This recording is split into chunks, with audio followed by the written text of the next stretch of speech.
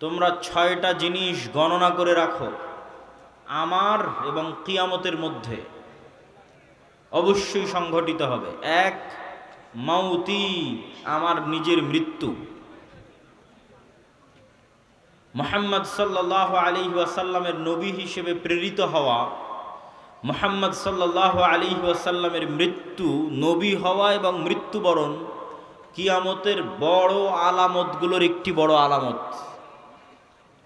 আগের যুগে এক নবীর মৃত্যু হলে মানুষ আর এক নবীর অপেক্ষা করত, আর মুহাম্মদ সাল্লাল্লাহু আলাইহি ওয়াসাল্লাম যেহেতু শেষ নবী, সেহেতু তার মৃত্যুর পরে আমরা আর এক নবীর অপেক্ষা করব না কিয়ামতের অপেক্ষা? কিয়ামতের অপেক্ষা। তাহলে মুহাম্মদ সাল্লাল্লাহু আলাইহি ওয়াসাল্লামের মৃত্যুর পরেই কিয়ামত।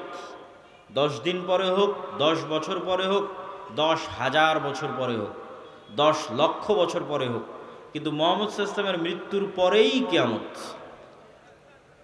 এটিই সত্য। আর আগের নবীদের ক্ষেত্রে এক নবীর মৃত্যুর পরে আর এক নবী, আর এক নবীর মৃত্যুর পরে আর এক নবী, শেষ নবীর মৃত্যুর পরে কিয়ামত। যেহেতু শেষ নবীর মৃত্যু হয়ে গেছে প্রায় 1400 বছর, সেহেতু এটি নিশ্চিত করে মানুষ বলতে পারবে না যে কখন কিয়ামত হবে, কিন্তু যে কোনো সময় হঠাৎ কিয়ামত হয়ে যাবে। বাগতাতান, হঠাৎ। আল্লাহ সুবহানাহু ওয়া তাআলা কোরআন মাজিদে বলেছেন যে হঠাৎ কিয়ামত কায়েম হয়ে যাবে। প্রিয় উপস্থিতি, 1 নাম্বার মুহাম্মদ সাল্লাল্লাহু আলাইহি ওয়াসাল্লামের মৃত্যু। 2 নাম্বার ফাতহু বাইতুল মুকাদ্দাস। স্বেচ্ছাসেবকদের প্রতি আহ্বান জানাবো, ডানে ভিড় বেশি হচ্ছে, তথা আমার ডানে, এই ভিড়গুলোকে পিছনের দিকে নিয়ে গেলে সবচেয়ে ভালো হয়। স্টেজেও যারা দায়িত্বশীল আছেন তারা স্বেচ্ছাসেবকদের দিয়ে এই কাজটা একটু করিয়ে নেন। 2 নাম্বার হচ্ছে মসজিদে আকসা বিজয় হবে আমার এবং কিয়ামতের মধ্যে। রাসূল সাল্লাল্লাহু আলাইহি ওয়াসাল্লাম যখন মারা যাচ্ছেন তখন মসজিদে আকসা বিজয় হয়নি। তখন মসজিদে আকসা খ্রিস্টানদের কাছে আছে, রোমান এম্পায়ার, তাদের অনেক পবিত্র জায়গা, ইহুদিদেরও পবিত্র জায়গা, খ্রিস্টানদেরও পবিত্র জায়গা। তাহলে মুহাম্মদ সাল্লাল্লাহু আলাইহি ওয়াসাল্লাম মসজিদে আকসা তার জীবদ্দশায় বিজয় করে যাননি। তাহলে মুহাম্মদ সাল্লাল্লাহু আলাইহি ওয়াসাল্লাম ভবিষ্যৎবাণী করছেন যে এটা বিজয় হবে। তো মুহাম্মদ সাল্লাল্লাহু আলাইহি ওয়াসাল্লামের পরে এক খলিফার পরে ওমর রাদিয়াল্লাহু তাআলা আনহুর যুগে মসজিদে আকসা বিজয় হয়। দ্বিতীয়বার আর একবার বিজয় হয় সুলতান সালাহুদ্দিন আইয়ুবীর যুগে। তৃতীয়বার আরও একবার বিজয় হতে পারে, আল্লাহু আলাম। মসজিদে আকসা বিজয় হবে।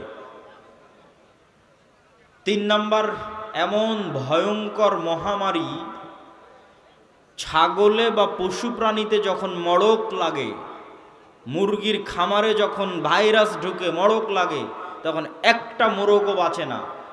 এরকম ভয়ঙ্কর মহামারীতে পৃথিবী সাফ হয়ে যাবে। পৃথিবীতে যা মানুষ বেঁচে আছে তার অনেক অল্প মানুষ বেঁচে থাকবে। তো রাসূল সাল্লাল্লাহু আলাইহি ওয়াসাল্লামের মৃত্যুর পর থেকে নিয়ে আজ পর্যন্ত অসংখ্য মহামারী হয়েছে। তো যে কোনো মহামারী বড় আকার ধারণ করলেই সাহাবা ইকরাম বা আলেম ওলামা মনে করতেন এটি সেই মহামারী, কিন্তু ভয়ঙ্কর ভয়াবহ মহামারী হবে এটি ঠিক। তারপরে রাসূল সাল্লাল্লাহু আলাইহি ওয়াসাল্লাম বললেন, এমন এক ফিতনা দেখা দিবে যেই ফিতনা আরবের প্রত্যেক ঘরে প্রবেশ করবে। আরবের একটি ঘরও বাকি থাকবে না, খালি থাকবে না, যেই ঘরে এই ফিতনা প্রবেশ করবে না। কিছু আলেম ওলামা ব্যাখ্যা করেছেন এই ফিতনা মোবাইলের ফিতনা, কেউ ব্যাখ্যা করেছেন এই ফিতনা যুদ্ধ বিগ্রহ মারামারি গণ্ডগোল সেই ফিতনা, তথা এমন গৃহযুদ্ধ এবং এমন গণ্ডগোল এমন মারামারি দেখা দিবে যেই মারামারি যেই যুদ্ধে আরবের প্রত্যেক ঘর যুক্ত হয়ে যাবে। আরবের একটি ঘরও মুক্ত থাকবে না, পৃথিবীর সব ঘর নয়, আরবের প্রত্যেক ঘর যুক্ত হয়ে যাবে। তারপর রাসূল সাল্লাল্লাহু আলাইহি ওয়াসাল্লাম বললেন, সুম্মা হুদনাতুন বাইনাকুম ওয়া বাইনার রোম। তারপর একটা চুক্তি হবে, ঐতিহাসিক চুক্তি তোমাদের মধ্যে আর রোমানদের মধ্যে। এই চুক্তির প্রেক্ষাপটে রোমান, খ্রিস্টান এবং মুসলমানেরা এক তৃতীয় পক্ষের বিরুদ্ধে যুদ্ধ করবে। সেই তৃতীয় পক্ষের বিরুদ্ধে যুদ্ধে মুসলমান এবং খ্রিস্টানেরা বিজয়ী হবে। তারপরে কোনো একজন খ্রিস্টান ক্রুশ উঁচিয়ে ধরে বলবে এটার কারণে আমরা বিজয় হয়েছি। তখন এক মুসলমান ক্ষিপ্ত হয়ে গিয়ে ওই ক্রুশকে ভেঙে দিবে, কিছু বর্ণনায় আছে ওই ব্যক্তিকে হত্যা করবে। স্বেচ্ছাসেবক ভাইদের অনুরোধ করব, আপনারা পিছনে বসার ব্যবস্থা করেন। বসার ব্যবস্থা না থাকার কারণে মানুষ দাঁড়িয়ে আছে। রোমান খ্রিস্টানদের সাথে মুসলমানদের এই যুদ্ধ হবে পৃথিবীর ইতিহাসের সবচেয়ে ভয়াবহ যুদ্ধ। মালহামা নামটি এখন অনেক পরিচিত, আর ইংরেজিতে আরমাগেডন নামটি অনেক পরিচিত। বাইবেলের প্রফেসি অনুযায়ী শেষ জামানায় এক ভয়ঙ্কর যুদ্ধ হবে, যেটিকে তারা বলে আরমাগেডন, ভয়ঙ্কর যুদ্ধ। ওইটারই ইসলামিক টার্মিনোলজি, পরিভাষা অনেকেই মনে করে যে আল মালহামা বা আল মালহামা আল কুবরা, ভয়ঙ্কর যুদ্ধ। যেই যুদ্ধের মতো ভয়ঙ্কর যুদ্ধ অতীতে কোনোদিন হয়নি, পরে ভবিষ্যতে আর কোনোদিন হবে না। এই যুদ্ধটা কাদের কাদের মধ্যে সংঘটিত হবে? খ্রিস্টান রোমানদের মধ্যে এবং মুসলমানদের মধ্যে। রাসূলুল্লাহ সাল্লাল্লাহু আলাইহি ওয়াসাল্লামের ভাষা অনুযায়ী সেই দিন খ্রিস্টানেরা একত্রিত হবে তাহতা সামানিনা রায়াহ, ৮০টি পতাকার অধীনে। তাহতা কুল্লি রায়াতিন, প্রত্যেক পতাকার অধীনে ইসনা আশারা আলফ, ১২,০০০ করে সেনাবাহিনী থাকবে, যোদ্ধা, ফাইটার। তো ৮০টি পতাকার অধীনে ১২,০০০ করে সেনাবাহিনী থাকলে ক্যালকুলেটরে চাপলে দেখবেন প্রায় ৯.৫ লক্ষ থেকে ১০ লক্ষ মানুষ নয়, শুধু যোদ্ধা, তথা ১০ লক্ষ যোদ্ধা একত্রিত হবে মুসলমানদের বিরুদ্ধে যুদ্ধ করার জন্য। রাসূল সাল্লাল্লাহু আলাইহি ওয়াসাল্লাম এই যুদ্ধের জায়গার নামও বলে দিয়েছেন, বলেছেন লা তাকুমুস সাআ, ততদিন কিয়ামত হবে না যতদিন না হাত্তা তুকাতিলুনার রোম, যতদিন না তোমরা রোমানদের বিরুদ্ধে যুদ্ধ করেছো বিল আমাক আও বিদাবিক, আমাক এবং দাবেক নামক জায়গায় যতদিন না তোমরা রোমানদের বিরুদ্ধে যুদ্ধ না করেছো ততদিন কিয়ামত হবে না। তো এই আমাক এবং দাবেক নামক জায়গাটি বর্তমান সিরিয়া এবং তুরস্কের সীমান্তবর্তী অঞ্চল। সিরিয়ার সীমান্তবর্তী ইদলিব, আলেপ্পো, আরবিতে বলে হালব, ইংরেজিতে বলে আলেপ্পো। এই হালব বা আলেপ্পোর হচ্ছে তুরস্কের সাথে লাগানো একটি সিরিয়ার শহর। এই সীমান্তবর্তী অঞ্চলেই এই জায়গাগুলো আছে মর্মে যারা ইতিহাসবিদ, যারা মানচিত্র নিয়ে গবেষণা করেন তাদের দাবি। আল্লাহু আলাম। এই যুদ্ধের ভয়াবহতা বলতে গিয়ে রাসূলুল্লাহ সাল্লাল্লাহু আলাইহি ওয়াসাল্লাম বললেন, সেই দিন এই যুদ্ধে এত মানুষ মারা যাবে। আরেক বর্ণনা অনুযায়ী এই যুদ্ধ প্রায় ৪ দিন ব্যাপী চলবে, পঞ্চম অথবা ষষ্ঠতম দিনে গিয়ে বিজয় হবে, অথবা চতুর্থ। তো ৪ দিন যুদ্ধ চলবে। প্রথম ৩ দিন ফলাফল ছাড়াই যুদ্ধ শেষ হবে, শুধু মৃত্যু আর লাশ, লাশের সারি আর মৃত্যু। আর চতুর্থতম, পঞ্চমতম অথবা ষষ্ঠতম দিনে গিয়ে বিজয় নির্ধারণ হবে মুসলমানদের। লাশের সংখ্যা এবং সারি বলতে গিয়ে রাসূল সাল্লাল্লাহু আলাইহি সাল্লাম বলেছেন যে একটি পাখি যদি আকাশে উড়ে তাহলে ১ মাস উড়লেও মানুষের লাশ যেহেতু শেষ হবে না, লাশের দুর্গন্ধ যেহেতু শেষ হবে না, সেহেতু পাখি দুর্গন্ধমুক্ত ফাঁকা জায়গায় বসতেও পারবে না। পাখি পড়ে মারা যাবে, তবুও কোনো ভালো বসার মতো ফাঁকা জায়গা পাবে না ১ মাস উড়লেও। তাহলে এখান থেকে একটা পাখিকে উড়িয়ে দিলে ১ মাসে সে যতদূর যাবে, এই পুরো এরিয়া যদি চতুর্দিক থেকে মাপা হয় তো দেখা যাবে সবই লাশ। তাহলে কত লক্ষ, কত কোটি মানুষের লাশ হতে পারে আল্লাহু আলাম। তো গনিমতের মাল বন্টনে আনন্দ হবে না, কেননা ওয়ারিস বিহীন হবে সবাই, পুরো বংশের সব মারা যাবে, একজন বেঁচে থাকবে। রাসূলুল্লাহ সাল্লাল্লাহু আলাইহি ওয়াসাল্লাম এই মালহামা বা এই ভয়ঙ্কর যুদ্ধ এটির বর্ণনা দিতে গিয়ে বলেন, মুসলমানেরা সেই দিন ৩ ভাগে বিভক্ত হবে। সুলুসুন ইয়াহজিমু, ৩ ভাগের ১ ভাগ যুদ্ধের মাঠ থেকে পালিয়ে যাবে। লা ইয়াতুবুল্লাহু আলাইহিম আবাদান, আল্লাহ সুবহানাহু ওয়া তাআলা এদের তওবা কোনোদিন কবুল করবেন না। ইসলামে কবিরা গুনাহের যে লিস্ট আছে, তালিকা আছে, এই কবিরা গুনাহের তালিকায় শিরক সবচেয়ে বড়। তারপরে বিভিন্ন হাদিসে আছে পিতামাতার অবাধ্যতা, বিভিন্ন হাদিসে আছে নিরপরাধ মানুষকে হত্যা, বিভিন্ন হাদিসে আছে প্রতিবেশীর স্ত্রীর সাথে জেনা। এই যে কবিরা গুনাহ, সবচেয়ে বড় কবিরা গুনাহের যে তালিকা, এই সবচেয়ে বড় কবিরা গুনাহের যদি সর্বোচ্চ 10টা তালিকা করা হয়, তার একটা জেহাদের মাঠ থেকে পলায়ন করা। কিন্তু কবিরা গুনাহ যত বড়ই হোক, তওবা আছে, শিরকেও তওবা আছে, যতক্ষণ শ্বাস আছে। সব অধিকাংশ সাহাবী তো মুশরিক থেকে ইসলাম গ্রহণ করেছে, শিরক করে তারপরে যে ইসলাম গ্রহণ করেছে। এখনও যারা ইসলাম গ্রহণ করেছে তো শিরক থেকে ইসলাম গ্রহণ করেছে। তাহলে শিরকের তওবা নাই মানে মৃত্যুর পরে কিয়ামতের মাঠে আল্লাহ চাইলে স্বেচ্ছায় এমন অনেক গুনাহ বান্দার মাফ করে দিতে পারে যেটার তওবাই ও করেনি। বুঝাতে না পারলে এটা আমার ব্যর্থতা। এমন অনেক গুনাহ আমরা করেছি যেটার তওবা আমরা করিনি, ইস্তেগফার করিনি, ক্ষমা চাইনি, তাও আল্লাহ ওই গুনাহ তার দয়ায় মাফ করে দিতে পারেন কিয়ামতের মাঠে। কিন্তু ওই যে দয়ায় মাফ করে দিবেন কিয়ামতের মাঠে আল্লাহ, ওই লিস্টে শিরক থাকবে না। এটা হলো শিরকের গুনাহ আল্লাহ ক্ষমা করবেন না। যে বান্দা যদি লাউ আতাইতুম, তুমি যদি আসো বিকরাবিল আরদি খাতায়া, আসমান জমিন পূর্ণ গুনাহ নিয়ে, তাহলে আমি আল্লাহ আসমান জমিন পূর্ণ ক্ষমা নিয়ে উপস্থিত হব। তো এই যে আসমান জমিন পূর্ণ গুনাহের কোনো গুনাহ আপনি জানেন, কোনো গুনাহ ভুলে গেছেন, কোনোটার তওবা করেছেন, কোনোটা করেননি, তাও আল্লাহ দয়া করে মাফ করে দিবে। কিন্তু করবেন না কোনটা? শিরক।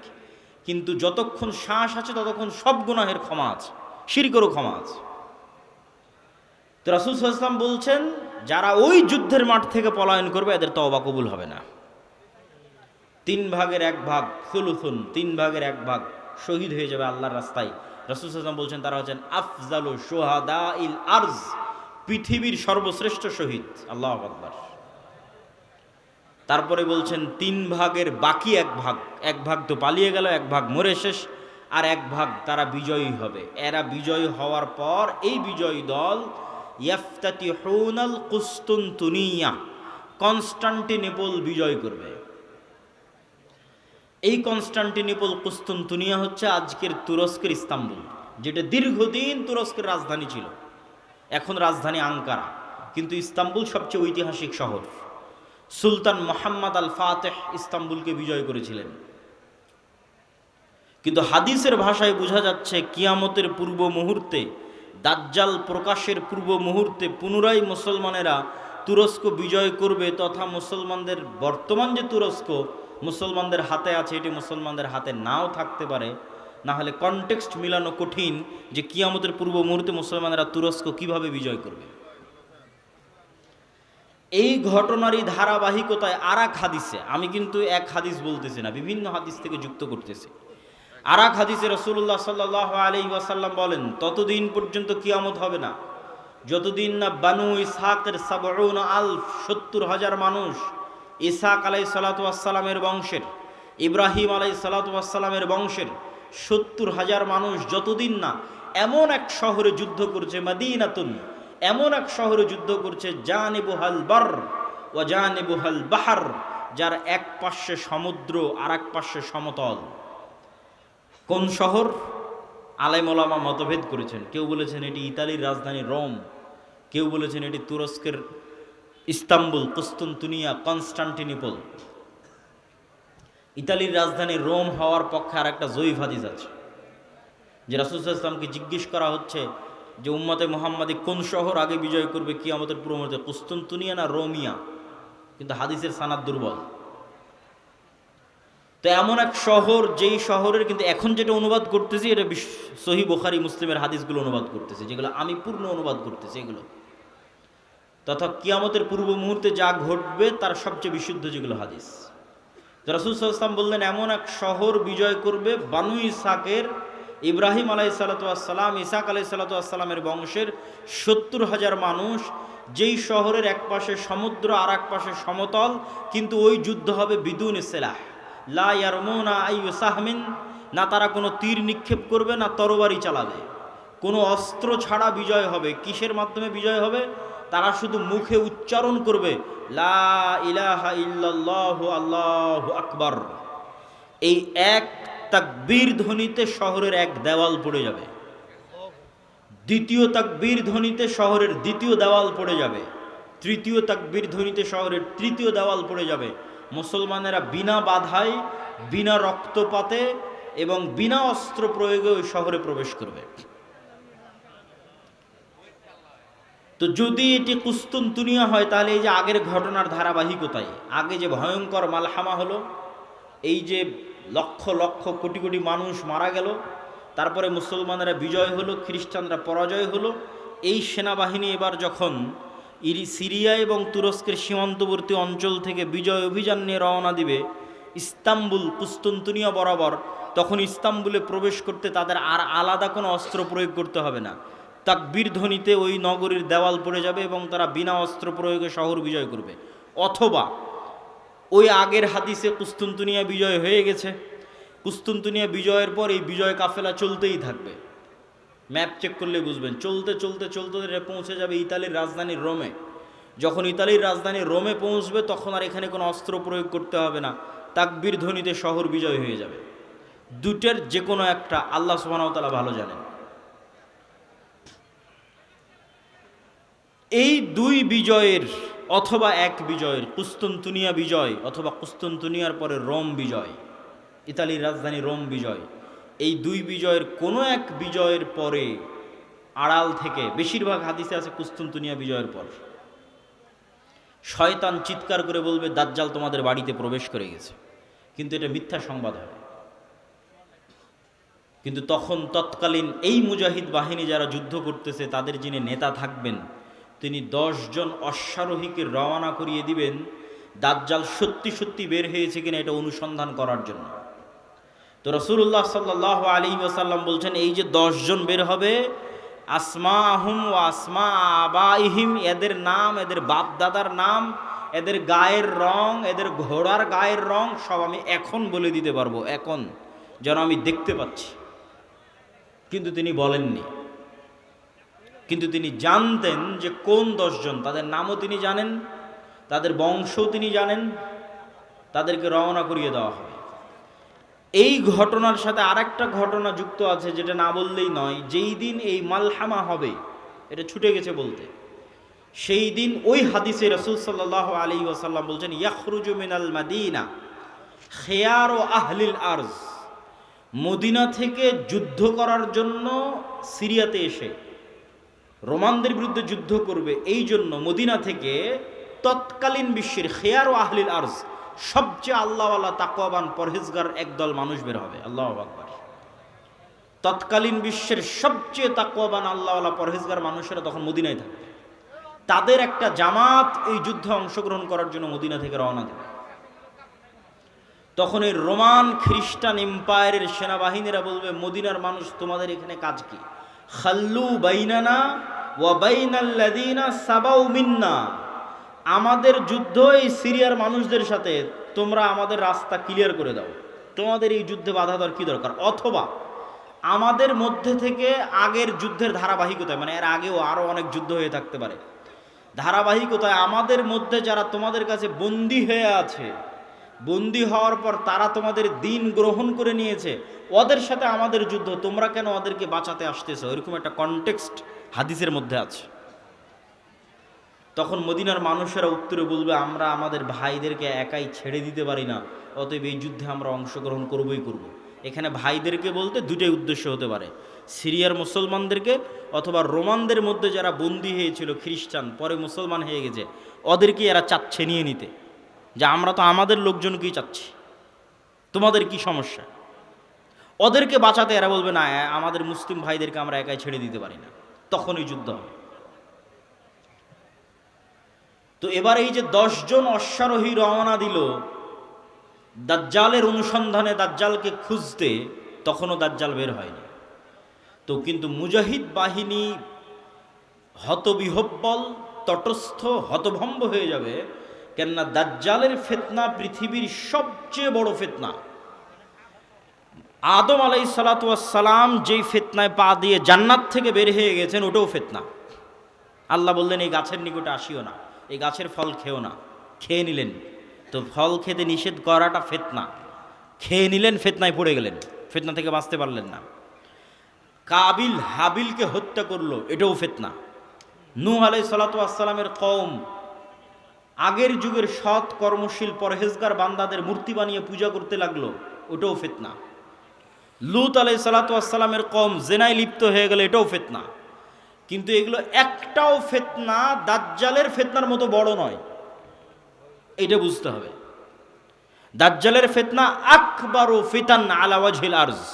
আদম আলাইহিস সালাম যেই ফিতনায় পা দিয়েছেন ওইটার চাইতে, কাবিল যে ফিতনায় পা দিয়েছিল ওইটার চাইতে, নূহ আলাইহিস সালামের কওম যে ফিতনায় পা দিয়েছিল ওইটার চাইতে, আদ সামুদ কওমে লূত তারা যেই ফিতনায় পা দিয়েছিল ওইটার চাইতে সবচেয়ে বড় ফিতনা দাজ্জালের ফিতনা। আর এই ফিতনা মোকাবেলা করবে উম্মতে মুহাম্মাদী, সর্বশ্রেষ্ঠ উম্মত মোকাবেলা করবে পৃথিবীর সবচেয়ে বড় ফিতনার। কেন দাজ্জালের ফিতনা সবচেয়ে ভয়ঙ্কর, এটাও বুঝতে হবে আপনাকে। আমি স্বেচ্ছাসেবক ভাইদের আবারও দৃষ্টি আকর্ষণ করছি যে আমাদের ডানে লোকজনের সংখ্যা বেশি হয়ে যাচ্ছে, পিছনে একটু বসার ব্যবস্থা এবং বামে এখনও ফাঁকা আছে, বামে একটু বসার ব্যবস্থা এবং মানুষজনকে এইদিকেও একটু বসার জন্য উদ্বুদ্ধ করা। প্রিয় উপস্থিতি, কেন দাজ্জালের ফিতনা সবচেয়ে ভয়াবহ? দেখেন, কওমে নূহ আলাইহিস সালামের কওম যখন বড় বড় আল্লাহওয়ালা পীর বুজুর্গ দিনদার মানুষের মূর্তি বানালো, তখন তারাও জানতো যে এই মূর্তির কোনো ক্ষমতা নাই। ইয়া আবাতি, ইব্রাহিম আলাইহিস সালাম বাপকে বলছে, হে আমার বাপ, এমন মূর্তির কেমনে ইবাদত করো যে শুনতেও পায় না, দেখতেও পায় না।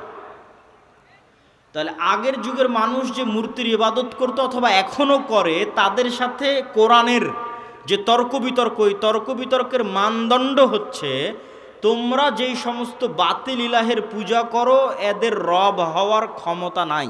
রব হওয়ার ক্ষমতা নাই মানে কথা বলার ক্ষমতা নাই, শোনার ক্ষমতা নাই, দেখার ক্ষমতা নাই, সৃষ্টির ক্ষমতা নাই। এরা একটা মাছি বানাতে পারবে না, মশা বানাতে পারবে না, এরা একটা খেজুরের বিচির দানার উপরের যে পাতলা আবরণ থাকে ওটার পর্যন্ত এরা মালিক নয়। তাহলে যে রব নয় ও ইবাদতের যোগ্য কেমনে হয়? রব তো আমি, আসমান জমিন আমি বানিয়েছি, সূর্য চন্দ্র আমি বানিয়েছি, ইবাদত আমার করো, এই দিয়ে কোরআন পরিপূর্ণ। এটা মানুষের বুঝতে সহজ যে এর ক্ষমতা নাই, কেন এর ইবাদত করব। কিন্তু এই কনটেক্সট অচল হয়ে যাবে যখন দাজ্জাল আসবে।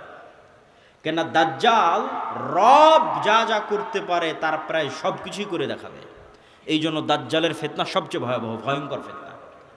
মা কালী, মা দুর্গা আর শাহজালাল আর শাহপরাণ যাদেরই মানুষ আল্লাহ বাদ দিয়ে ইবাদত করছে, আর ঈসা আলাইহিস সালাতু ওয়াস সালাম আর মারিয়াম আলাইহিস সালাতু ওয়াস সালাম আর যাদেরই ইবাদত করছে,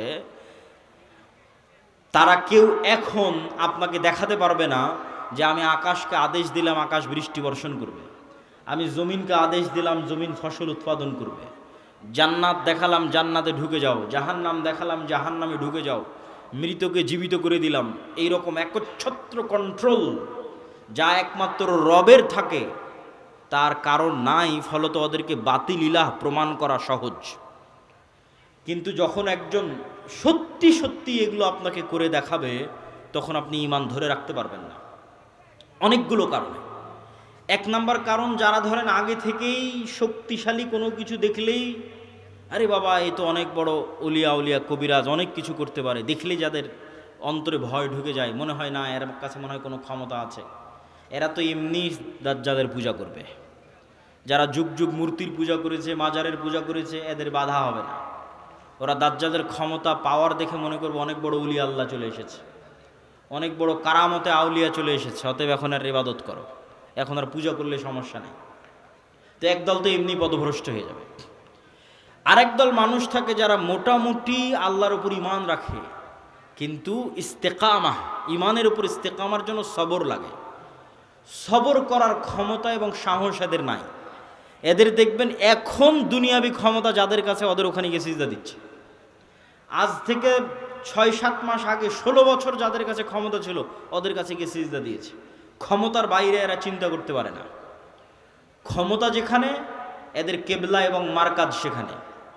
এবং আপনি যদি নিজের জায়গায় দাঁড়িয়ে চিন্তা করেন, আজকে তেলের যে সংকট, আমি দাজ্জালের ফিতনার ভয়াবহতা বোঝানোর জন্য আপনাকে বলতেছি, তেলের যে সংকট, মাঝে মধ্যে আমার মনে হয় আল্লাহ আমাদের ফিতনা থেকে হেফাজত করুক, যে এখন যদি কেউ এসে বলে আব্দুল্লাহ তোমার গাড়িতে তো তেলের দরকার, তো এইটা করলে তোমাকে তেল দেওয়া হবে, ধরো তুমি আর 500 টাকা বেশি দিলে তেল দিয়ে দেবো, বা তুমি এই অপরাধটা করলে তোমাকে তেল দিয়ে দিব। তো কত মানুষ বলে ঠিক আছে ভাই সমস্যা নেই, আমার গাড়িতে তেল দেন, আমি করে দিচ্ছি। যেন কোনো একটা দেশকে যদি বলা হয় যে সব তেলের কন্ট্রোল আমার হাতে, এটা করো, তেল পাবা, নাহলে কিন্তু আবাদও বন্ধ হয়ে যাবে। আমরা মনে করি তেল মানে দিয়ে শুধু গাড়ি চলে। পেট্রোকেমিক্যাল থেকে সকল সার উৎপাদন হয়, সব কোনো সারই আর তৈরি হবে না। তো সার না হলে আপনি চাষ করবেন কি দিয়ে? স্যালো মেশিন স্টার্ট না দিলে পানি তুলবেন কোথায় থেকে? তো তেল মানে শুধু গাড়ি নয়, সবই এখনকার। তো কোরআন এবং হাদিসে তো এর চেয়ে বড়টা বলা আছে, তেলের কথা বলা নাই। সরাসরি আকাশের বৃষ্টির কথা বলা আছে, জমিনের ফসলের কথা বলা আছে ডাইরেক্ট, যে দাজ্জাল ইরাক এবং শাম এই দুই দেশের মধ্যের সীমানা দিয়ে যেতে থাকবে। কোনো এক নগরীর মানুষের কাছে এসে বলবে, এই তোমরা আমার উপর ঈমান আনছো? তারা বলবে, জি জাহাপনা, জি প্রভু, আপনার উপর ঈমান আনলাম। ওদের জন্য দাজ্জাল টাকা পয়সা, ধন দৌলত, রুজি রুটির এত বড় ব্যবস্থা উন্মোচন করে দিবে যে মৌমাছির ঝাঁক যেভাবে মধুর পিছনে ছুটে, ধন সম্পদ টাকা পয়সা ওই শহরের মানুষের পিছনে ওইভাবে ছুটবে। এবার অতিক্রম হতে হতে আর এক শহরে আসবে, সেই শহরের মানুষকে বলবে, আমার উপর ঈমান আনয়ন করছো? তারা বলবে, না, আমরা রব্বুল আলামিনের উপর ঈমান রাখি। দাজ্জাল বলবে, আকাশ এখানে বৃষ্টি বর্ষণ বন্ধ করে দাও, জমিন এখানে ফসল উৎপাদন বন্ধ করে দাও, খাবার দাবার বন্ধ, টাকা পয়সা বন্ধ, সকল কিছু বন্ধ, মোবাইল বন্ধ, ইন্টারনেট বন্ধ। আজকের যুগে যদি কল্পনা করেন, এখনই আপনি ঈমান ধরে রাখতে পারবেন না, যখন ঘটবে তখনকার কথা তো বহু পরে। তো শাম অঞ্চলের মানুষেরা না খেতে পেয়ে ধনুক চাবিয়ে খাবে, তীর চাবিয়ে খাবে। তীর তো খাওয়ার জিনিস না, ধনুক তো খাওয়ার জিনিস না, কিন্তু গাছের পাতাও যেহেতু উৎপন্ন হবে না, তো কি খাবে? গাছের পাতাও তো উৎপন্ন হবে না। তো এ হলো দাজ্জালের ফিতনা, পৃথিবীর সবচেয়ে ভয়ঙ্কর এবং ভয়াবহ ফিতনা। দাজ্জালের ফিতনা সম্পর্কে বলতে গিয়ে দুইটা হাদিস না বললেই নয়। একটা হাদিসে রাসূলুল্লাহ সাল্লাল্লাহু আলাইহি ওয়াসাল্লাম বলছেন যে দাজ্জাল পৃথিবীতে 40 দিন সফর করবে। 40 দিনের প্রথম দিন হবে 1 বছর, দ্বিতীয় দিন হবে 1 মাস, তৃতীয় দিন হবে 1 সপ্তাহ। আর দাজ্জালের গতি হবে কাগাইসিন ইস্তাদবারাত হুররিহ, এমন মেঘমালা যেই মেঘমালাকে ঝড়ো বাতাস উড়িয়ে নিয়ে যাচ্ছে। এই যে কয়দিন পরে কালবৈশাখী ঝড় হবে, আকাশে তাকিয়ে দেখবেন ঝড়ের সময় মেঘ কত দ্রুত চলে। তো ঝড়ের বাতাসে যে মেঘ খুব দ্রুত চলে, এরকম দ্রুত গতি হবে দাজ্জালের। তো আল্লাহর নবী মেঘের সাথেও তুলনা দিয়েছেন। এখন যন্ত্র দিয়ে মেঘের মতো আকাশে উড়বে, না দাজ্জাল নিজেই আকাশে উড়বে, আল্লাহু আলাম, আল্লাহ সুবহানাহু ওয়া তাআলা ভালো জানেন। কিন্তু দাজ্জালের আগমনে পৃথিবীতে এত ব্যাপক বৈপ্লবিক পরিবর্তন হবে যে পৃথিবীর দিন 1 বছরের সমান হয়ে যাবে। এটা হঠাৎ করে আল্লাহর আদেশে, কোনো কারণ ছাড়াই আল্লাহ বলবেন দিন এখন তুমি 1 বছরের সমান হও, এরকম নয়। আল্লাহ লাতিফ, প্রত্যেকটা জিনিস ঘটনা পরম্পরায় হয়, মানুষ দেখবে এটা স্বাভাবিক। তথা এই ভূমণ্ডল, নভমণ্ডল, সৌরজগতে এমন বৈপ্লবিক কোনো পরিবর্তন হবে, অথবা এই পৃথিবীতে এমন বৈপ্লবিক কোনো পরিবর্তন হবে, অথবা সূর্য এবং চন্দ্রের বর্তমান ঘূর্ণায়মান পরিপ্রক্রিয়ায় এমন বড় বৈপ্লবিক পরিবর্তন হবে যেটা স্বাভাবিক হতে সময় লাগবে। একদিন হবে 1 বছর, তারপরের একদিন হবে 1 মাস, তারপরের একদিন হবে 1 সপ্তাহ, তারপরে স্বাভাবিক। ওইটার আগে কিছু একটা ঘটবে। দাজ্জালের আগমনই ওই রকম ভয়ঙ্কর এবং ব্যতিক্রম হবে। আল্লাহু আলাম সেটা কি হবে। দাজ্জালের বিষয়ে আরেকটি হাদিসে রাসূলুল্লাহ সাল্লাল্লাহু আলাইহি ওয়াসাল্লাম, যেটা তামিম আদ-দারির হাদিস, যারা 30 দিন সমুদ্রে লাইবা বিহিমুল মাউজ শাহরান কামিলান, সমুদ্রের ঝড়ো বাতাস এবং ঢেউ 1 মাস যাবৎ তাদেরকে কোথায় নিয়ে গেছে কোনো কন্ট্রোল ছিল না নৌকার উপর। এক দ্বীপে গিয়ে যখন নৌকা ঠেকলো, তখন দেখছে একটা প্রাণী, জীব জন্তু জানোয়ার, গরু ছাগল মহিষ যেমন জীবজন্তু জানোয়ার, এরকম জীবজন্তু জানোয়ার, যার মুখ এবং পা সব এত বিশাল লোমে ঢাকা যে কোনটা মুখ আর কোনটা পিছন এটা বোঝা যাচ্ছে না, এই জানোয়ার কথা বলতেছে। তো মানুষ তো কোনোদিন দেখেনি, মানুষ ছাড়া আর পৃথিবীর কোনো জীবজন্তু জানোয়ারকে কথা বলতে।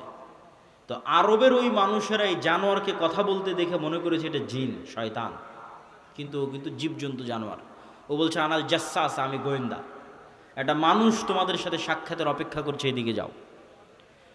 তো তামিম আদ-দারি বলছে আমরা যখন ওই মানুষের কাছে গেলাম, বিশাল দেহের মানুষ, এত বিশাল দেহের মানুষ আগে কোনোদিন কখনো দেখিনি। তো দাজ্জালের বিশাল দেহের হওয়াটা কি ব্যতিক্রম কিছু? ব্যতিক্রম কিছু নয়। আমরা এখন 5 ফিট 5 ইঞ্চি 6 ফুট হয়ে গেছি, কিন্তু আদি পিতা আদম আলাইহিসসালাম তো আর 5 ফিট ছিলেন না।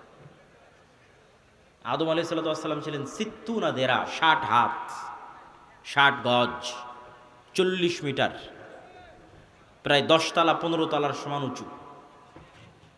তাহলে এখন যদি আদম আলাইহিসসালাম আমার সামনে উপস্থিত হয়, তাহলে আমি তো আশ্চর্য হয়ে যাবো, কারণ এই বিশাল দেহের মানুষ তো আমি কোনোদিন দেখিনি। তাহলে দাজ্জাল বিশাল দেহের হবে, এটা ব্যতিক্রম নয়, কেননা দাজ্জাল তো আদমেরই সন্তান, মিন উলদে আদম, আদমের সন্তান। তো তার হাত, তার হাঁটু এবং তার কাঁধ এমন শক্ত করে বাঁধা আছে। আমরা তাকে জিজ্ঞেস করলাম তুমি কে? সে বলে আমার পরিচয় তোমরা জানবেই, তোমরা বলো তোমরা কারা। তা আমরা আমাদের পুরো ঘটনা বললাম। এবার দাজ্জাল 4টা প্রশ্ন করেছে। নাখাল বাইসান, আইনে জোগার, বহাইরা তাবারিয়া, নাবিয়ুল উম্মিয়িন। বহাইরা তাবারিয়া, sea of Galilee, lake of Tiberias. নাখলে বাইসান, বাইত শিয়ান। আর আইনে জোগার, স্প্রিং অফ জোয়ার। আর নাবিয়ুল উম্মিয়িন, পড়ালেখা জানে না, লিখতে জানে না, পড়তে জানে না এমন নবী। আমাদের নবী মুহাম্মদ সাল্লাল্লাহু আলাইহি ওয়াসাল্লাম লিখতেও জানতেন না, পড়তেও জানতেন না। উনি দেখে যে পড়বেন এটা জানতেন না, কোরআন মুখস্থ করেছিলেন। প্রিয় উপস্থিতি, তো দাজ্জাল তাদেরকে এই যে 4টে জিজ্ঞেস করলো, 4টে জিজ্ঞাসার প্রথম 3টে জিজ্ঞাসার সাথে পানি কানেক্টেড আছে, পানি এবং চাষ কানেক্টেড আছে। সি অফ গ্যালিলি, পানির উৎস, বহাইরা তাবারিয়া, ইসরায়েলের সীমানার মধ্যে। এখন এটা ইসরায়েলের সীমানার মধ্যে। বাইবেলের প্রফেসি অনুযায়ী তথা বাইবেলের বর্ণনা অনুযায়ী ঈসা আলাইহিস সালাম যত মুজিজা দেখাতেন সব এই সাগরে, এই সাগরের আশেপাশে, এই লেক, এই হ্রদ, এই খালের আশেপাশে। তো দাজ্জাল বলছে একদিন এখানে পানি থাকবে না। এখন পানি দাজ্জাল আসার আগেই শেষ হবে, সেটা ঠিক না, আসলে না, দাজ্জাল আসার শেষ হবে না। কেন আরাক হাদিসে বলতেছে ইয়াজুজ মাজুজ যখন বের হবে তখন ওরা বহাইরা তাবারিয়ার পানি খেয়ে শেষ করে দিবে, খেয়ে শেষ করে দিয়ে অন্যদিকে আগাবে পানি শেষ করার জন্য। তাহলে পানি যদি দাজ্জাল আসার আগেই শেষ হয়, তাহলে ইয়াজুজ মাজুজ আবার কোথায় পানি পাবে? এটাও তো একটা প্রশ্ন। কিন্তু দাজ্জাল বলছে এখানে একদিন পানি থাকবে না। তার মানে কি ইয়াজুজ মাজুজ এসে শেষ করবে ওটার ভবিষ্যৎবাণী, না দাজ্জাল আসার আগেই শেষ হবে? মানে অনেকেই দেখি এখন খুঁজে যে বহাইরা তাবারিয়াতে পানি শেষ হচ্ছে কিনা, সেটার জন্য বলতেছে যে পানি যে দাজ্জাল আসার আগেই শেষ হবে এটা মনে করাটা একদম 100% ঠিক এটা বলা যাবে না। কেন আরাক হাদিসে কি বলা হচ্ছে? ইয়াজুজ মাজুজ এসে বহাইরা তাবারিয়ার পানি খেয়ে নেবে। তো বলে এখানে একদিন পানি থাকবে না।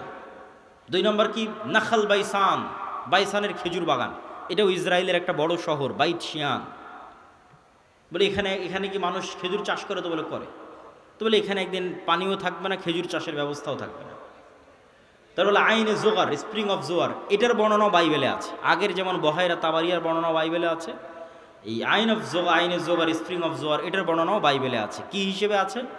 লূত আলাইহিস সালাম যেখানে ছিলেন ওই শহরটা যখন আল্লাহ ধ্বংস করে দিলেন, যে লূত আলাইহিস সালামকে যেখানে তিনি আশ্রয় দিলেন সেখানে তার জন্য পানির ব্যবস্থা, অথবা যে জায়গায় তিনি আশ্রয় নিয়েছিলেন সেই জায়গা হচ্ছে স্প্রিং অফ জোয়ার। এই জন্য ওই বহাইরা তাবারিয়ার স্প্রিং অফ জোয়ার, আইনে জোগার, এই দুটেই খ্রিস্টানেরা ব্যাপক হারে দেখতে যায়, ভিজিট করতে যায়। তো এখান থেকে আমাদের জানার বিষয় কি? এই হাদিস থেকে জানার বিষয় হচ্ছে দাজ্জাল প্রশ্ন করেছে একটা নির্দিষ্ট জায়গায়, যার প্রত্যেকটা এরিয়া 30-40 কিলোমিটারের মধ্যে। এই বহাইরা তাবারিয়া বলেন, আইনে জোগার বলেন, নাখাল বাইসান বলেন, এই বগুড়া জেলার মধ্যেই, মানে একটা সেম এরিয়ার মধ্যেই। তথা কিয়ামতের পূর্ব মুহূর্তের ফিতনার বর্ণনাগুলো নিশ্চিতভাবে কিয়ামতের পূর্ব মুহূর্তে যা যা হবে এগুলো মক্কা মদিনার বাইরে, মক্কা মদিনায় হবে না। মক্কা মদিনা ফিতনা মুক্ত থাকবে। কোথায় হবে তাহলে? সিরিয়াতে, শাম। শাম মানে আগে ফিলিস্তিনি বোঝানো হতো, শাম মানে আগে মসজিদে আকসাই বোঝানো হতো। শাম মানে আজকের শাম নয়, তথা মসজিদে আকসা এবং এর আশেপাশের অঞ্চল যেগুলোতে এখন ইসরায়েল, ফিলিস্তিন, জর্ডান, এই যে অঞ্চলগুলো এবং এখনকার যে সিরিয়া, সব কিছু এই অঞ্চলে হবে। দাজ্জালের এই সংক্ষিপ্ত বর্ণনা এবং দাজ্জালের ফিতনার এই সংক্ষিপ্ত বর্ণনার পরে কি হবে? ওই যে মুজাহিদ বাহিনী যারা দাজ্জালের মিথ্যে সংবাদ শুনে এবার দেমাশকে ফিরে আসবে, যুদ্ধ বিজয় অভিযান বাদ, কেন এটা ভয়ঙ্কর ফিতনা। এই ভয়ে দাজ্জাল আসলে বের হয়েছে কিনা, যুদ্ধ বাদ দিয়ে সবাই ফিরে আসবে তাদের যেটা সেন্টার, তাদের সেন্টার দামেস্ক। যুদ্ধ যদি রোম পর্যন্ত গিয়ে থাকে, ইতালির রাজধানী, ওখান থেকেও ফিরে দামেস্কে আসবে। যদি তুরস্কের রাজধানী ইস্তাম্বুল পর্যন্ত গিয়ে থাকে, ওখান থেকে ফিরে দামেস্কে আসবে। এবার দামেস্কে আসতে আসতে সত্যি দাজ্জাল বের হয়ে যাবে। এবার রিয়ালি প্রকৃত অর্থে দাজ্জাল বের হয়ে গেছে। এবং দাজ্জাল বের হওয়া মাত্রই সকল ক্ষমতা দাজ্জালের কাছে চলে যাবে। এটার বিবরণ আরেকটু পরে দিব, এখানে এটা শেষ করে নিই। তো দাজ্জাল বের হয়ে যাবে। এই দামেস্কের মসজিদে ফজরের সালাতে যখন জামাত হবে, তখন এবার ঈসা আলাইহিস সালাতু ওয়াস সালাম অবতীর্ণ হবেন। কেননা দাজ্জালের ফিতনা যেই লেভেলের অলৌকিক, ওইটা মোকাবেলা করার জন্য ওই লেভেলের অলৌকিক লাগবে। তথা দাজ্জালের এই ফিতনা মোকাবেলা ওই মুজাহিদরাও করতে পারবে না যারা ইস্তাম্বুল বিজয় করেছে, রোম বিজয় করেছে। এবং কিছু কিছু হাদিসের বর্ণনা অনুযায়ী তারা ভারতও বিজয় করতে পারে। মানুষের মাথায় একটা চিত্র আগে থেকে ঢুকে আছে যে দাজ্জাল যখন বের হবে পৃথিবীতে, তখন পুরো পৃথিবী দাজ্জালের কন্ট্রোলে থাকবে। এটা ভুল কথা। দাজ্জাল যখন বের হবে তখন পুরো পৃথিবী মুসলমানদের কন্ট্রোলে থাকবে। মানে মুসলমানরা বিজয় করে শেষ করে দিবে, সব বিজয় করে ফেলবে। মসজিদে আকসা বিজয়, ইস্তাম্বুল বিজয়, খ্রিস্টানরা তো পরাজিতই হয়ে যাবে, ইতালির রাজধানী রোম বিজয়, ভারত বিজয়, পুরো পৃথিবীতে হাদিস থেকে আমি যতটুকু চিন্তা ভাবনা করে দেখেছি, এটাই বেশি খাপ খায়, এটাই বেশি মিলে। যে দাজ্জাল বের হওয়ার পূর্বে, ইমাম মাহদি আসার আগেই, অথবা ইমাম মাহদির সাথী, অথবা ইমাম মাহদি সহ, যেটাই বলেন, দাজ্জাল এবং ঈসা ইসলাম আসার পূর্বে পৃথিবী মুসলমানদের, মসজিদে আকসা মুসলমানদের, তুরস্ক মুসলমানদের, ইতালি, পুরো ইউরোপ মুসলমানদের, ভারত মুসলমানদের, সবই মুসলমানদের। মুসলমানদের বিজয় যখন সর্বোচ্চ স্তরে, এবং দাজ্জালের কোনো ষড়যন্ত্র যখন ওর কাজে দিচ্ছে না, দাজ্জালের পক্ষ হয়ে পৃথিবীতে কাজ করবে এরকম কোনো বড় শক্তি আর পৃথিবীতে নাই, এবার নিজেই দাজ্জাল বের হয়ে আসবে। কেননা যারা দাজ্জালের পক্ষ নিয়ে কাজ করতে, এরা সব বিপদে পড়ে গেছে, কেননা বিজয় মুসলমানদের হয়ে গেছে। তো ইহুদিরাও এক মাসিহের অপেক্ষা করতেছে, বিপদ থেকে, বিপদে পড়লে বিপদ থেকে বাঁচায় যে সে মাসিহ, মাসিহ দাজ্জাল। খ্রিস্টানেরাও ঈসা মাসিহ, বিপদে পড়লে বিপদ থেকে বাঁচায় যে সেই মাসিহ ঈসা আলাইহিস সালাম বিপদ থেকে বাঁচাবে। খ্রিস্টানেরাও বিশ্বাস করে ঈসা আলাইহিস সালাম আবার আসবে, কিন্তু তারা এটা জানে না যে ঈসা আলাইহিস সালাম মারা যায়নি, জীবিত আছে। আমরা জানি ঈসা আলাইহিস সালাম মারা যাননি, জীবিত আছে। আর তারা মনে করে মরে গেছে, কিন্তু পুনর্জন্ম হয়ে পুনরায় ঈসা আলাইহিস সালাম পৃথিবীতে আসবে, তাদেরকে বাঁচানোর জন্য, খ্রিস্টানদের বাঁচানোর জন্য। তাহলে সারা পৃথিবীর সবাই শেষ জামানার একজন বিশাল মাসিহের অপেক্ষায়। এবং আধুনিক এখনকার বিশ্বের যতগুলো নিউজ চ্যানেল রিপোর্ট, সবগুলোতেই বর্তমান যে যুদ্ধ চলতেছে, এই যুদ্ধ নিয়েও এই আলোচনাগুলো আমাদের দেশে নয়, এই অঞ্চলে নয়, ইউরোপ এবং আমেরিকায় আলোচিত হচ্ছে, যারা বিশ্ব শাসন করে তাদের কাছে। তাদের ভাষায় দাজ্জাল হচ্ছে অ্যান্টি ক্রাইস্ট ইংরেজিতে, আর মালহামা হচ্ছে আর্মাগেড্ডন, আর জেসাস ঈসা আলাইহিস সালাতু ওয়াস সালাম উনি আসবেন। অ্যান্টি ক্রাইস্ট না আসলে জেসাস আসবে না। অ্যান্টি ক্রাইস্ট মানে দাজ্জাল।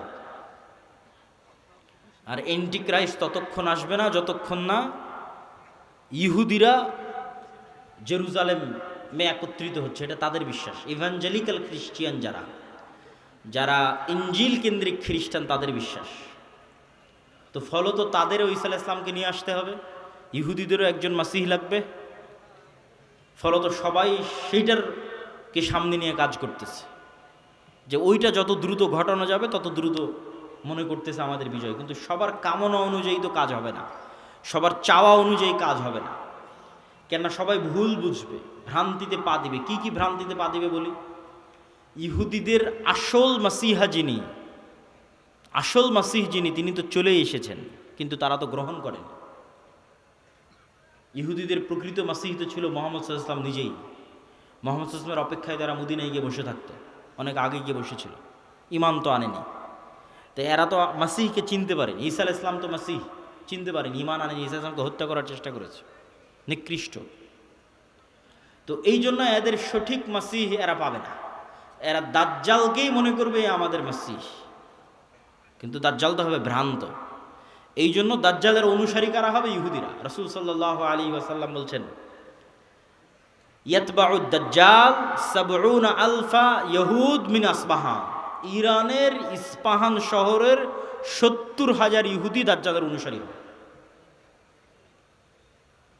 তাহলে ইহুদিরা দাজ্জালকে মাসিহ মনে করে দাজ্জালের অনুসারী হবে, কিন্তু দাজ্জাল তো পরাজিত হবে। কিন্তু প্রথম প্রথম যখন দাজ্জাল আসবে তখন তো সব ক্ষমতা দাজ্জালের হাতে, ফলত যে কেউ পথভ্রষ্ট হয়ে যাবে।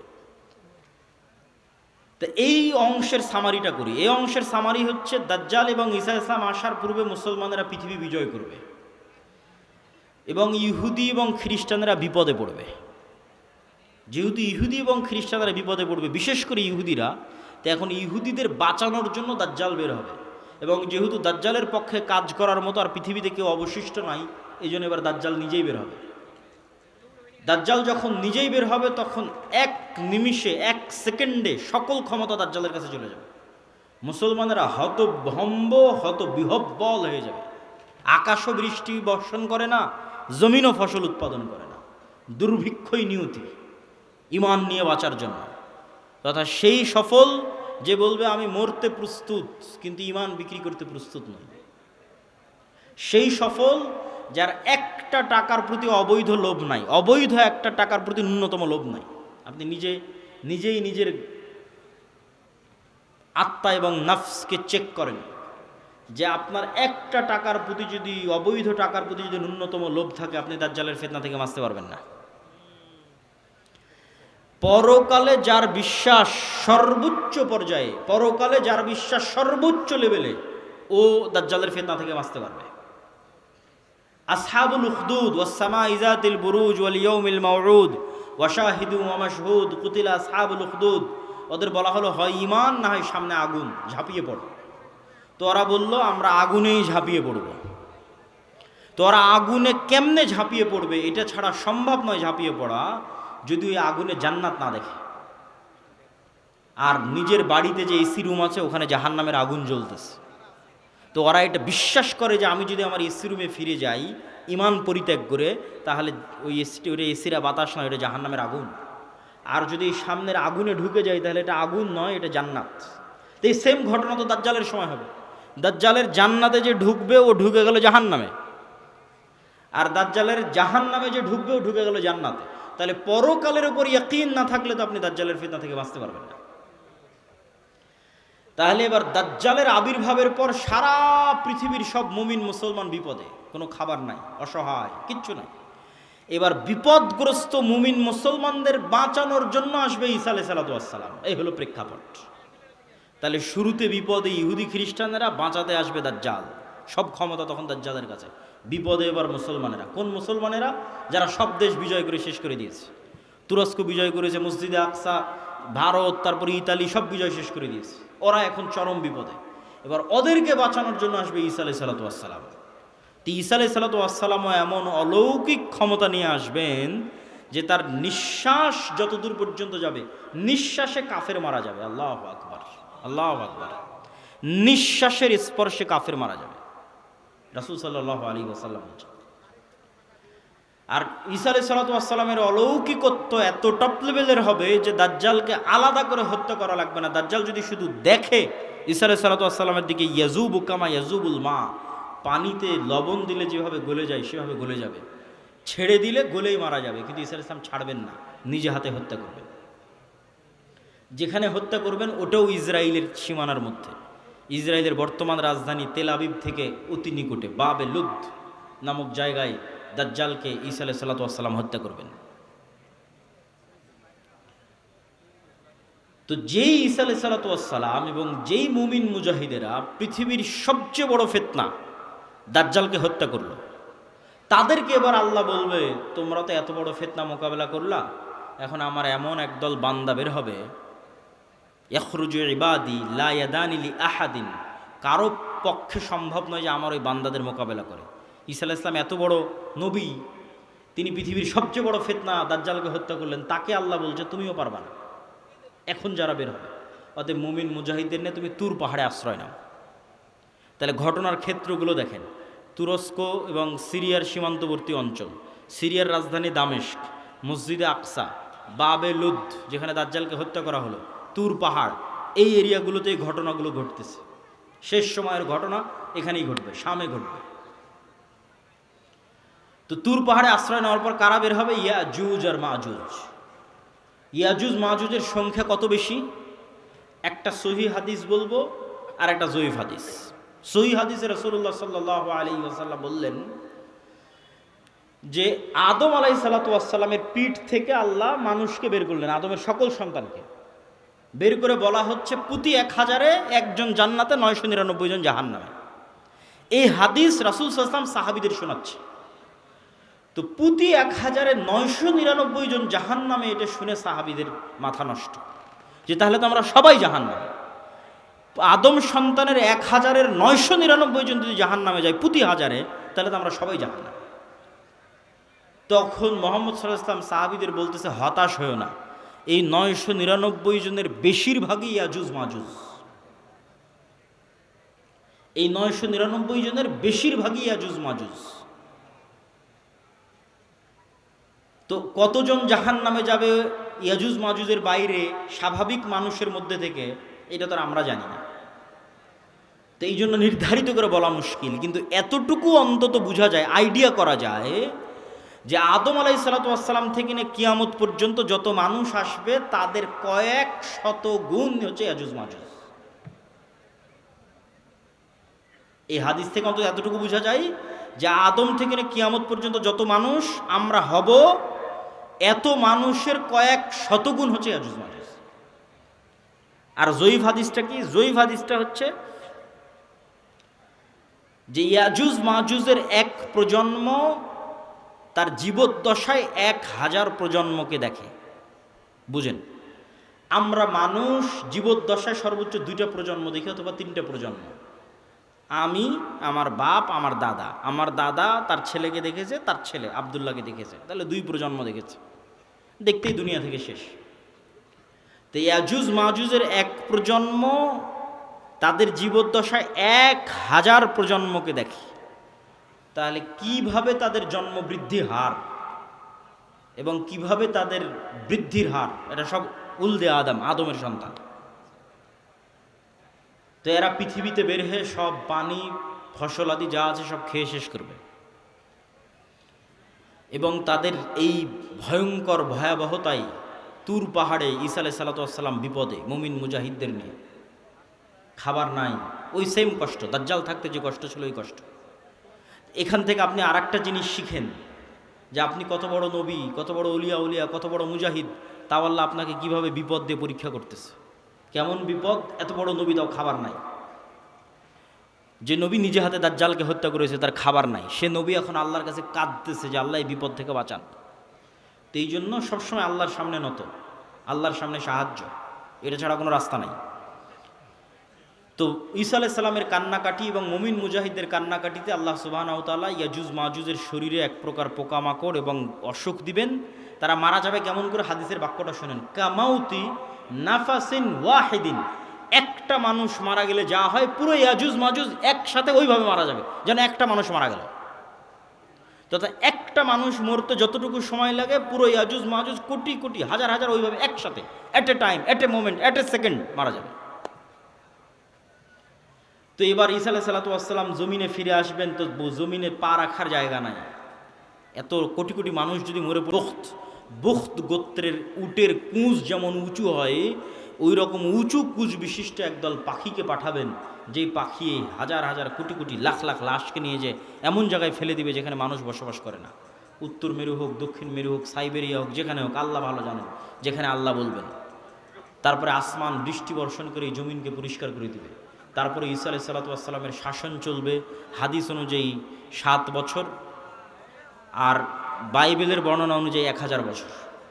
তো 7 বছর ঈসা আলাইহিস সালাতু ওয়াস সালামের এই শাসনে এতটা নিরাপত্তা এবং শান্তি বিরাজ করবে যে এতদিন যত যুদ্ধ বিগ্রহের সামগ্রী ছিল এগুলো কাজে লাগবে না, ওগুলো জ্বালিয়ে পুড়িয়ে দেওয়া ছাড়া কোনো কাজ নাই। আর এত বরকত আসমান এবং জমিন উন্মুক্ত করে দিবে যে একটা ডালিম একটা গ্রাম খাবে, একটা গাভীর দুধ একটা পুরো বংশ খাবে, এত বরকতে আল্লাহ পরিপূর্ণ করে দিবে। তারপরে এক শীতল বাতাসে মুমিন মুসলিম এবং ঈসা আলাইহিস সালাম সবাই মারা যাবে, শুধু ফাসিক এবং ফাজেরেরা পৃথিবীতে থাকবে। এবার যত হাদিস শুনেছেন এই ধরনের, যে পৃথিবীতে এমন একদিন আসবে যে কোরআন পড়ার কেউ থাকবে না, এখন সেগুলো আল্লাহ নাম নেওয়ার কেউ থাকবে না, এগুলো ঈসা আলাইহিস সালামের মরার পর। মানুষ জেনায় লিপ্ত হবে খোলা মাঠে কুকুর শ্রীগালের মতো, লজ্জা বুঝবে না, এগুলো ঈসা আলাইহিস সালামের আগে নয়। ঈসা আলাইহিস সালামের আগে কোরআন থাকবে, দিন থাকবে, এটা তো পূর্ণতায় পৌঁছে যাবে। এখন পতন দেখতে পাচ্ছেন, কিন্তু আল্লাহ মুতিম্মু নূরিহি আগেই বলে নিয়েছে আয়াতগুলো, এই দিন তো সারা পৃথিবী বিজয় করবে, আর এই বিজয় ধারা তো ঈসা আলাইহিস সালামের আসার আগেই শুরু হয়ে যাবে। তাহলে কিভাবে কোরআন হাদিস শেষ হবে? শেষ হবে না, এগুলো আরও বাড়বে। কিন্তু এটা শেষ যে হবে সেটা কখন? ঈসা আলাইহিস সালামের মরার পর। তখন আর নাই, তখন কোরআন নাই, হাদিস নাই, আল্লাহর নাম নাই, মানুষের লজ্জা উঠে যাবে। এই ফাসিক ফাজেরের উপর আল্লাহ সুবহানাহু ওয়া তাআলা কিয়ামত কায়েম করবেন। প্রিয় উপস্থিতি, আমি আমার বক্তব্য দীর্ঘায়িত করতে চাই না। এই পুরো ঘটনা থেকে যা বর্ণনা করলাম, ধারাবাহিকতা, এই ধারাবাহিকতা থেকে আমার এবং আপনার শিক্ষা কী? তার আগে একটা প্রশ্নের উত্তর দিয়ে নিই। দাজ্জাল কোথায়? ইয়াজুজ মাজুজ কোথায়? একদল নাস্তিক আবার একদল মুনকিরে হাদিস দৌড়ায়, দুইটাই। মুনকিরে হাদিসেরাও ভিডিওর পর ভিডিও দেয়, বলে যেটা কোরআনে না এটা বিশ্বাস করবে না। কোরআনে কিন্তু ইয়াজুজ মাজুজের কথা আছে, দাজ্জালের কথা নাই। বলে যেটা কোরআনে না এটা বিশ্বাস করবে না। আবার একদল নাস্তিক বলে যে এই পৃথিবীর স্যাটেলাইট ক্যামেরা সব আছে, কই তোমার দাজ্জাল, কই তোমার ইয়াজুজ মাজুজ।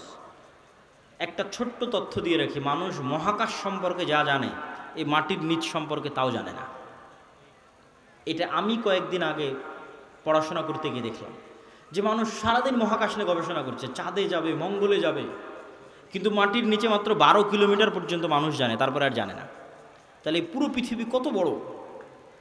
আপনি এখান থেকে 12 কিলোমিটার মাপেন, কত দূর হয় গাবতলী বাজার থেকে, তো মাটির নিচে মাত্র 12 কিলোমিটার পর্যন্ত আপনি জানেন, তার নিচে আর কেউ জানে না। পৃথিবীর বর্তমান কোনো বিজ্ঞানী নাই, কোনো বিজ্ঞান নাই, কেন ওই 12 কিলোমিটার পরে গবেষণা করার সক্ষমতাই নাই, কোনো যন্ত্র মেশিন পাঠানোর সক্ষমতাই নাই।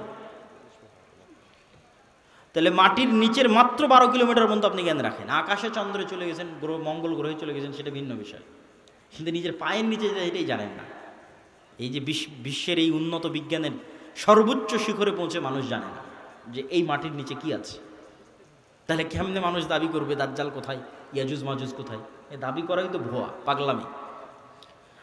আরেকটা জিনিস দেখলাম, মহাসাগর সম্পর্কে মানুষ অজ্ঞ। মহাকাশ সম্পর্কে ঠিক আছে অনেক জানতেছে, মহাসাগরে এমন অনেক জায়গা আছে যে জায়গাগুলোতে মানুষ পৌঁছতেই পারে না, যে জায়গাগুলোর উপর দিয়ে বিমানও উড়ে যেতে পারে না, যে জায়গাগুলোতে কোনো জাহাজও অতিক্রম করে না, এরকম অসংখ্য জায়গা আছে। তো সাগর এবং সাগরের নিচে কি আছে, মাটি এবং মাটির নিচে কি আছে, এটা সম্পর্কে আজকের বিশ্ব সবচেয়ে অজ্ঞ, অন্তত মহাকাশের তুলনায়। তো ইন্নাল্লাহ আলা কুল্লি শাইইন কাদির, আল্লাহ সকল কিছুর উপর ক্ষমতাবান।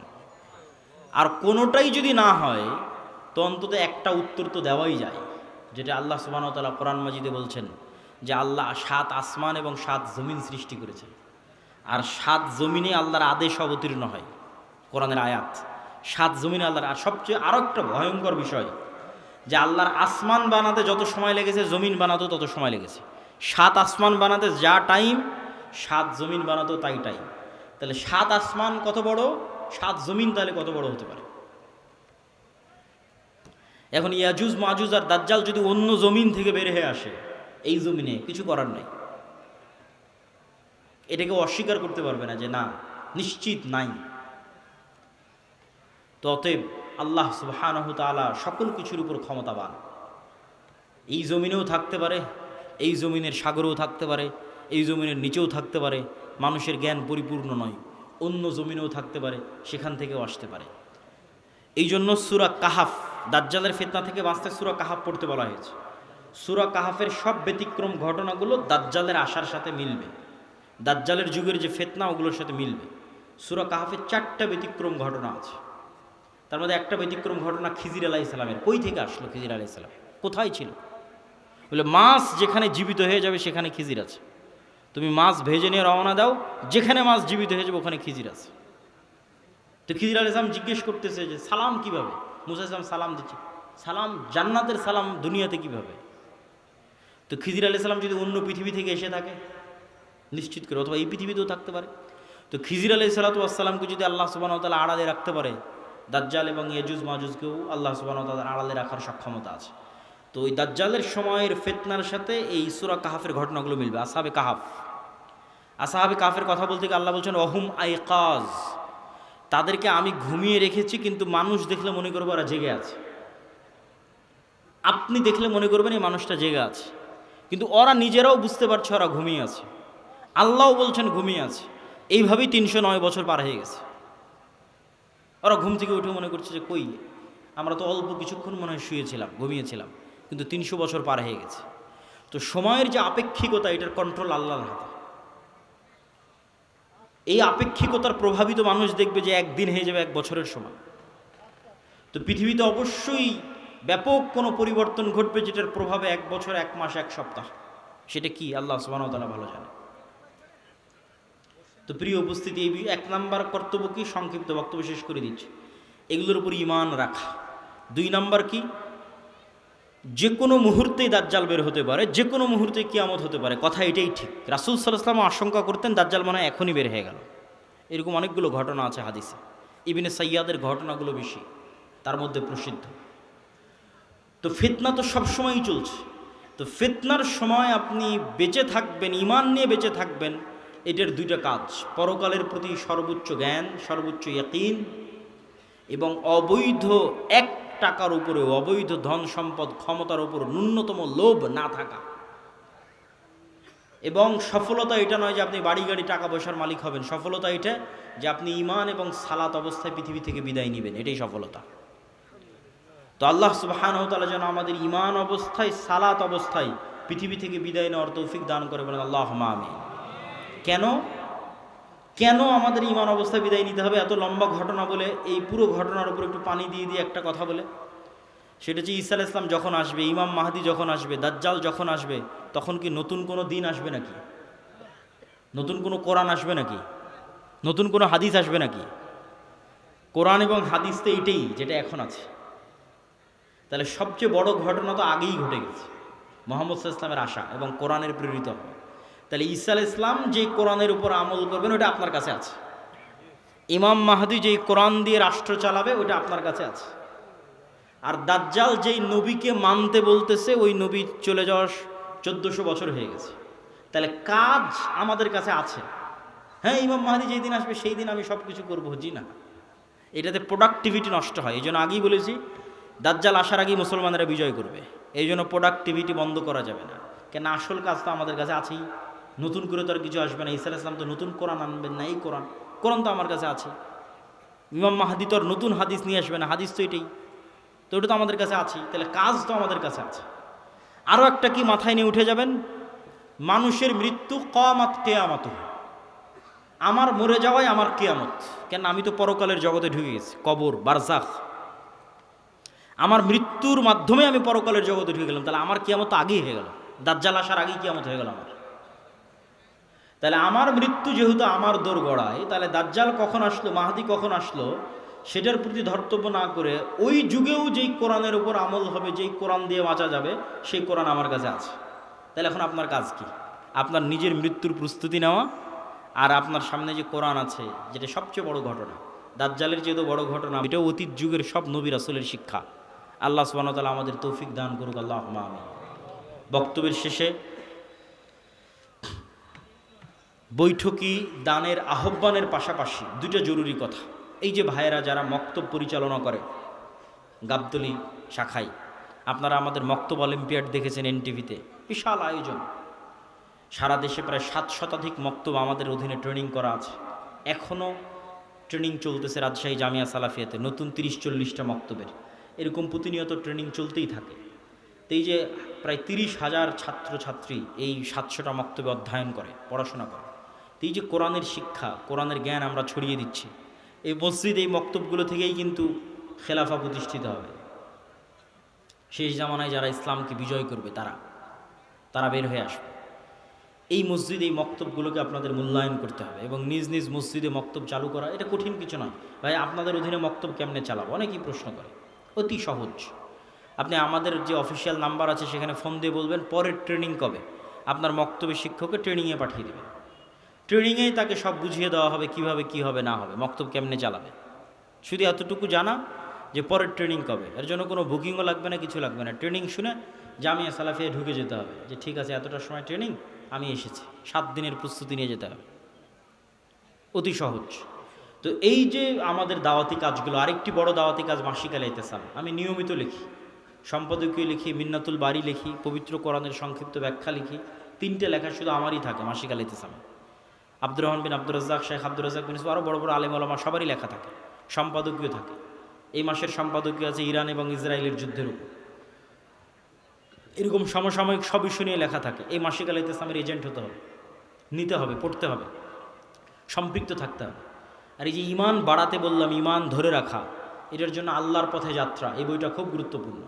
এটা ইমানের মজবুতির জন্যই এই বইটা লেখা, আল্লাহর পথে যাত্রা। এই বইটা প্রত্যেক মসজিদ, মাদ্রাসা, স্কুল, কলেজের দার্সের অন্তর্ভুক্ত হওয়া দরকার। যে মসজিদে মানুষ দার্স দিবে সেই দার্সের অন্তর্ভুক্ত হওয়া দরকার। আরও যে সমস্ত বই পুস্তকগুলো আছে, শেখ আব্দুর রাজ্জাক বিন ইউসুফ, আব্দুর রহিম বিন আব্দুর রাজ্জাক, কাসুস ইসলাম দেখতে কেমন ছিলেন, আইন রসুল, দোয়া অধ্যায়, উপদেশ, সালাত, সব বইগুলোকে মূল্যায়ন করতে হবে। তো পরিশেষে আমি স্বেচ্ছাসেবকদের আহ্বান করব আপনাদের মধ্যে যাওয়ার, এবং আপনাদেরকে উদাত্ত আহ্বান জানাবো যে তারা এই যে বিশাল খরচ করে মক্তব পরিচালনা করছে এবং এই সম্মেলনগুলো আয়োজন করছে, এগুলোতে আপনাদের আন্তরিক সহযোগিতা আমরা কামনা করছি। তো স্বেচ্ছাসেবক ভাইয়েরা কি প্রস্তুত আছে? তো তাদেরকে আমি ঢোকার জন্য বলতেছি। জি, এবং এর মধ্যে বক্তব্যও চলতে থাকবে। আপনারা ব্যাপক হারে এবং বেশিভাবে এই দানে অংশগ্রহণ করার, আমি কিন্তু দেখতে পাচ্ছি না স্বেচ্ছাসেবকরা যে ঢুকতেছে, এটা কিন্তু বোঝা যায় না।